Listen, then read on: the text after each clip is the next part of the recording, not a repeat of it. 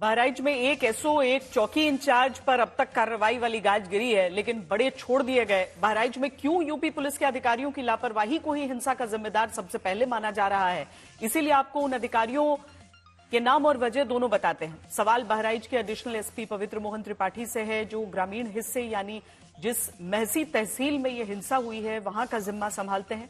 सवाल बहराइच की एसपी वृंदा शुक्ला से है। सवाल बहराइच की डीएम मोनिका रानी से है। जवाब आईजी रेंज अमरेंद्र प्रसाद सिंह और एडीजी जोन के एस प्रताप कुमार को भी देना होगा। जवाब ये देना होगा कि जब नवरात्र से पहले ही मुख्यमंत्री ने बैठक करके कहा कि शांति व्यवस्था बनी रहनी चाहिए, किसी को भी उपद्रव की छूट नहीं मिलनी चाहिए, तो इतने अधिकारी बहराइच में क्या हिंसा को नहीं भांप सके, या फिर इन्हें इसके बारे में कोई जानकारी ही नहीं मिल पाई? क्योंकि मूर्ति विसर्जन का रूट पहले से तय था। जिस जगह हिंसा हुई, क्या पुलिस को अंदाजा नहीं था कि ये जगह संवेदनशील है, यहां तनातनी हो सकती है? और अगर पता था, अंदाजा था, तो यहां पर पर्याप्त पुलिस फोर्स क्यों नहीं थी?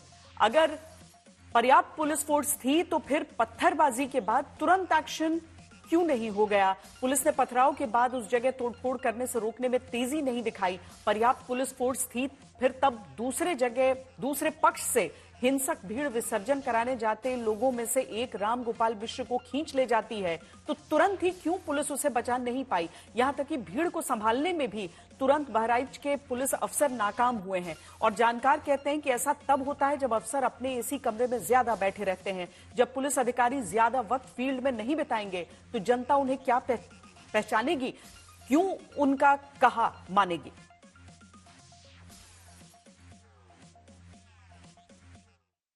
हम लोग मूर्ति लेके जा रहे थे, वहाँ पे मूर्तियों पे पथराव हुआ। काली माता जी मूर्तियों पे पथराव हुआ। हम लोग पुलिस हड्डी थाना की पुलिस माता रानी को गलत सूचित किया गया कि अंदर पथराव हुआ है, बुलाया जाए। तो लड़के ने आगे, हमारे बड़े भाई राम गोपाल मिश्र ने आगे बढ़े और उनको रोकने के लिए हड्डी थाना पुलिस कोई कार्रवाई नहीं हुई, उनको रोक नहीं पाई। और अंदर पुलिस ने धक्का देकर अंदर कर दिया और घर के अंदर नाखून उजाड़े गए। कम से कम 15 से 20 गोलियां चलेगी उनको, और पुलिस वाले ने लाठीचार्ज किया उल्टा ही हम लोगों पे। पथराव के बाद जब हम लोग वहां लौट गए और प्रशासन से मांग करने के जो है गिरफ्तारी की मांग करने लगे, इतने में काफी लोग इकट्ठा हो गए। जब भीड़ देखा पुलिस ने उन लोग उल्टा हम लोगों के ऊपर लाठीचार्ज कर दिया। कम से कम 10 से 15 लोग थे। अंदर का मामला है, ये अंदर गोलियां की आवाज, थाने का मामला है, ये थाना हरदी का मामला है। और इस मामले में 100% दोषी हरदी थाना है, पूरी थाना है। क्योंकि हरदी थाना चाहती तो उनके घर वालों के सामने सुरक्षा व्यवस्था लगा करके उनको गिरफ्तार करके माहौल को शांत कर सकती थी। समर्थ श्रीवास्तव बने हुए हैं बहराइच से हमारे साथ। समर्थ, लोगों का गुस्सा वाजिब भी है, क्योंकि जिस तरीके से पुलिस की कार्रवाई पर सवाल उठाए जा रहे हैं, वो तस्वीरें भी अपने आप में बयान कर रही हैं। वो यूपी पुलिस जो इतने पिछले कुछ समय में एक ऐसा रुतबा हासिल कर चुकी थी कि चाहे कहीं पर भी सांप्रदायिक हिंसा हो जाए, भाई यूपी में सब कुछ नियंत्रण में रहता है, वहां पर इस तरह की चूक कैसे हुई है?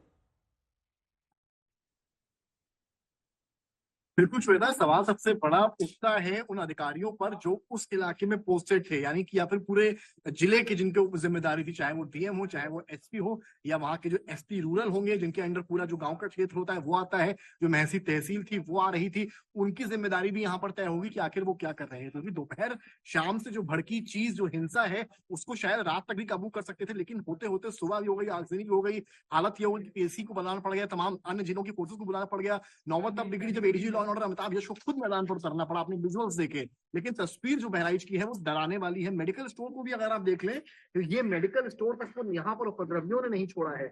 जो दवाइयां हैं उनके पैम्पलेट्स यहाँ पर जो है वो पड़े हुए हैं।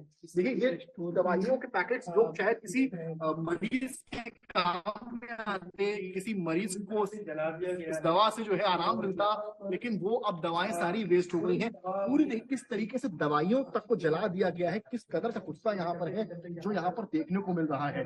पुलिस फोर्स की तो ड्यूटी लगाई ही गई है, लेकिन अगर आप एक सन्नाटे की बात कहें, ऑफिशियल तौर पर कोई कर्फ्यू नहीं है यहाँ पर, लेकिन अब जो कैमरा में संजय आपको तस्वीर दिखाएंगे वो किसी कर्फ्यू से कम भी नहीं है। हम मूवमेंट करेंगे, नेटवर्क का थोड़ा यहाँ पर इशू है, थोड़ा सा आगे आकर कोशिश करेंगे। यहाँ पर आप केवल सड़क के क्षेत्र को मैं दिखाना चाह रहा हूँ, और सामने जहां पर वो जो जिस तरह से निकलता है मूर्ति विसर्जन के लिए, वहां पर सजावट भी है।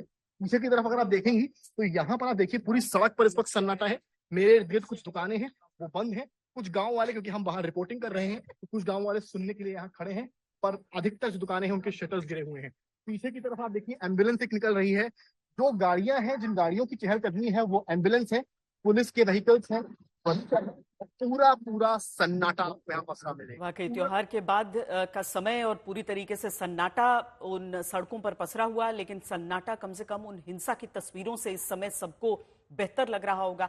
पर सवाल अनेकों हैं, इस तरह की परिस्थिति आखिर हुई क्यों बहराइच में? जब हालात बिगड़ गए तब डीएम और एसपी ग्राउंड पर उतरे। क्या इन्हें पहले ही मौके पर होकर मोर्चा नहीं संभालना चाहिए था? एसपी जो है खुद मौजूद हैं, वो अनाउंसमेंट करके आगे बढ़ा रही है पुलिस फोर्स को, क्योंकि जो हालात हैं उसको काबू करने के लिए पुलिस के फोर्स उतरे हैं। आप ग्राउंड पर आप देखिए गौरव, देखिए आप देखिए तस्वीरों में देखिए किस तरीके से पुलिस फोर्स यहाँ पर मौजूद है। एसपी वृंदा शुक्ला खुद यहाँ पर ग्राउंड पर है और पुलिस यहाँ पर लाठीचार्ज कर रही है लगातार। देखिए कैसे भी पुलिस सबको आगे बढ़ने की कोशिश की जा रही है, क्योंकि यहाँ से भीड़ को हटाने की कोशिश की जा रही है। और पुलिस फोर्स आंसू गैस के पहले गोले छोड़ते हैं, फिर उसके बाद लोगों को लाठीचार्ज करके आगे बढ़ रहे हैं पुलिस फोर्स।